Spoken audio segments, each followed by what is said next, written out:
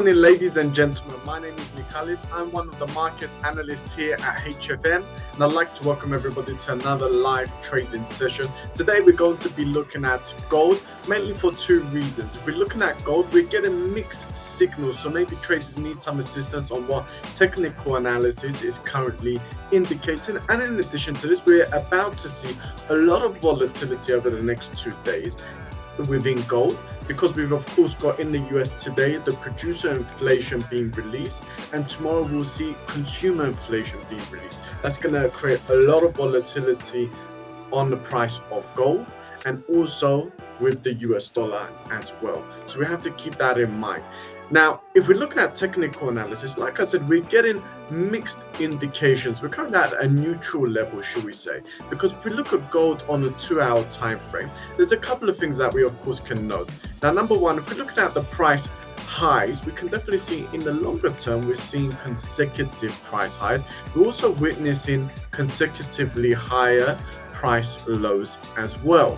So in that sense, we're getting from price action indications that buyers are trying to push the price higher. Now, if we're measuring retracements, for example, if we look at this very large retracement, it's approximately just under 1.90%. If we look at this retracement here, we're looking at 1.63%.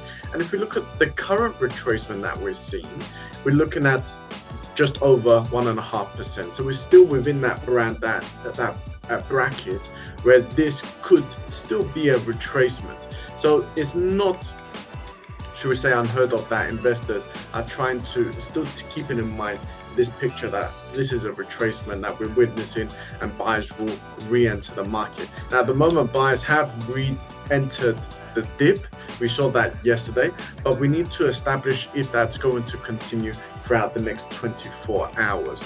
We're trading above the 75 exponential moving average. We're trading above the 100 bar simple moving average. That indicates a slight bullish bias. But if we're looking at most oscillators, including the relative strength index, here we can see we're still trading below the 50 level. We're currently trading at 48.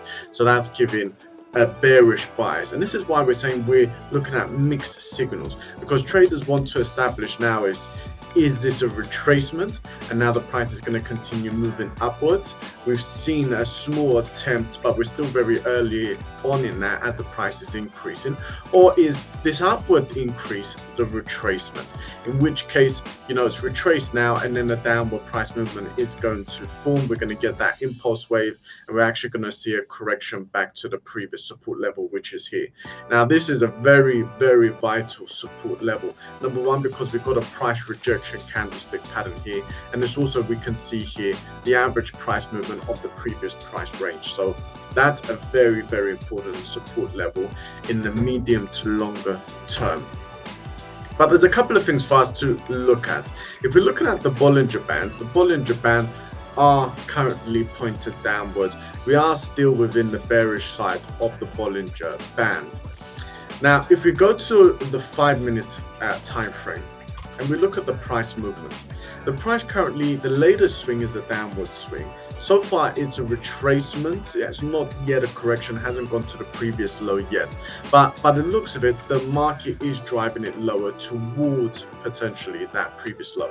Now, this is a major support level. We can see we find the support 1, 2, 3 occasions here. We found support slightly above that level here, but we can see it's a very clear support level, and it's also in line with the 200 bar simple moving average on the 5-minute time frame. So if the price is going to decline to this level, we have to keep in mind that support level. So if we're going to decline to that level, we may potentially look at a scenario there that investors will look to purchase the discounted price. Now, it could be at this level exactly, it could be slightly lower than this level and be more in line with the 200 bar simple moving average. Either or, of course, they're both very, very close. So this is one scenario that of course we need to look at. Now, in regards to what's going to drive the market, the biggest driver of the day of course would be the producer price index, so producer inflation. Producer inflation, according to analysts, is expected to reach 0.4%. Now, that is extremely high. If we look at the average over the past 6 months, it's actually at 0.1%. 0.18%, so less than 0.2%, so less than half of what is expected today. Now, if the producer price index does indeed come in at 0.4% or comes in even higher than that, then of course this support level potentially is likely to be broken, in which case that scenario is void. We cannot, at least based on the traditional economics and price movements, we cannot look at that as a support level because the producer price index is massively negative for gold. So unless you think there's another scenario where people will start to repurchase at that level, then of course fundamental analysis points to more bearish bias, in which case the price will break through this level. That means that this bearish crossover will still be intact. We'll have a breakout of the 200 bar simple moving average, and we also will go onto the negative side of the MACD.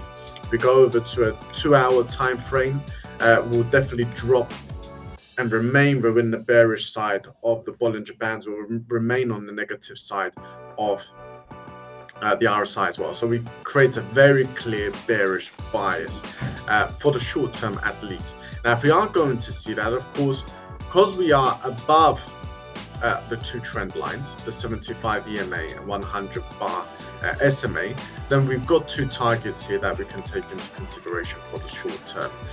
We've got very clearly here at this yellow line, and we've also got here at the blue line as well. So the two moving averages for downward price movement for the short term, that's something of course we can take into consideration. If we're looking at more medium term trades and more maybe for swing traders, then of course we can take into consideration here we've got a retracement of 1.90. Previously here we had a retracement of 1.65, almost 1.65. So we can look at a similar scenario, in which case we're more or less about this level here. So of course that's something we can look at as well, seeing a similar retracement to what we've recently been seeing. So that is if we're seeing bearish price movement, we're going to see that kind of bias materialize. The main thing of course is the PPI has to come in at 0.4% or higher. You have to break below this support level. The support level can be seen here based on price action, or here based on the 200 bar simple moving average, so breaking below that. And in addition to this, ideally we'd like to see the US dollar index continue to increase in value. Over the past half an hour already, it's already been increasing in value, but of course we would want that to strengthen. That would again create a more bearish bias for the price of gold. But we could look at a very different scenario, and not a bearish scenario. If the producer price index comes in less than 0.4%, and also if the CPI tomorrow comes in less than that which is expected, then that could be extremely positive for the price of gold. In which case we can look at again the support level being the support level, where the price drops to that level and large institutions and market participants take the discounted price and the price below the volume weighted average price as an advantage and an opportunity to purchase at a lower price, in which case the price is going to continue to decline to this level, maybe slightly above, maybe slightly lower, but to that level, and then we get the rebound. Like I said, ideally we want a lower producer price index for that scenario. Now, if we are going to see a scenario like this, ladies and gentlemen, we can wait for 65% momentum to be regained. So let's say, for example, the price continues to decline to this level here. 65% momentum to be regained is at this level here. You can see 0.65 here. So if the price is going to increase back above this level, traders can look at that as an opportunity to speculate upward price movement. Alternatively, individuals may opt to actually purchase at the support level itself. The only thing there is you have to be slightly cautious that you're purchasing while the price is declining. Whereas if you wait for 65% momentum to be regained, you're trading on the upcoming impulse wave. Now, if we are going to see that scenario, ideally we want the US dollar index to start declining again. We've got a 50, 75 and 100 bar simple moving average here. Ideally we want to be dropping below those levels again. Now, if we're going to see upward price movement, there's a couple of scenarios we can look at. Scenario number one is of course we can look at the upper band of the Bollinger Band, which is known to be a resistant level. People can look at that as a target. And the great thing is that we're lower than the price action resistant level there. So that's approximately about 70% of that retracement. So that's one scenario we can look at. Alternatively, if we're looking at a longer term scenario, more longer term take profit, we can look at the resistant level itself. For individuals more looking at scalping and more looking at opportunities in the short term, so for example day traders and session traders, we can draw Fibonacci levels, and we've got multiple targets we can look at. We can look at 1.23.6, that's in line with the short-term resistant level, or we can look at slightly longer term here at the 261. But ladies and gentlemen, we can see here we're looking at alternatives, and it's all going to be depending on the price movement we're about to see, momentum, if that support level is going to come in line, or if that support level will be broken. That will give us a very clear direction in terms of technical analysis. But in terms of fundamental analysis, we need to see whether the PPI from today will come in at 0.4% or higher, in which case that could be negative for the price of gold, or if it's going to come in less than 0.4%, in which case we may see buys continue. And we'll continue to follow this pattern here, because you can see, like we said, in the medium to longer term, we're seeing higher lows and we're also seeing higher highs. Yesterday, we saw a very strong upward price movement. If the PPI comes in lower, we can look at that pattern continuing. So those are two scenarios that, of course, we'll be looking at throughout the next 24 hours. Something very interesting is that yesterday, the US Futures Commodities Trading Commission released their reports, and they confirmed how many in the US, that is, how many orders there is in favor of buys and how many orders there is in favor of sales. So overall, we currently have 205,000 buy orders. So the buyers for upward price movement, and they currently is only just over 12,000 for sell orders. So we can see very clearly the market believes in the longer term, not the short term, but the longer term, that gold will increase in value. Maybe because of Trump, maybe because of geopolitics, maybe because of that very strong spike in retail demand for gold.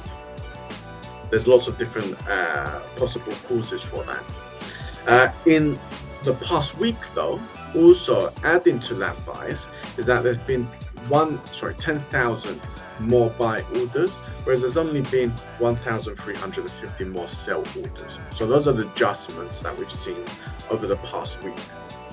But again, in the short term, the main importance will be today's PPI and tomorrow's CPI announcement. That will be key for the price of gold. So hopefully you found today's trading session educational and informative. In the meantime, of course, always trade responsible and trade safely. Enjoy the rest of your day. Good luck, and we'll see you again on the next live trading session. Goodbye.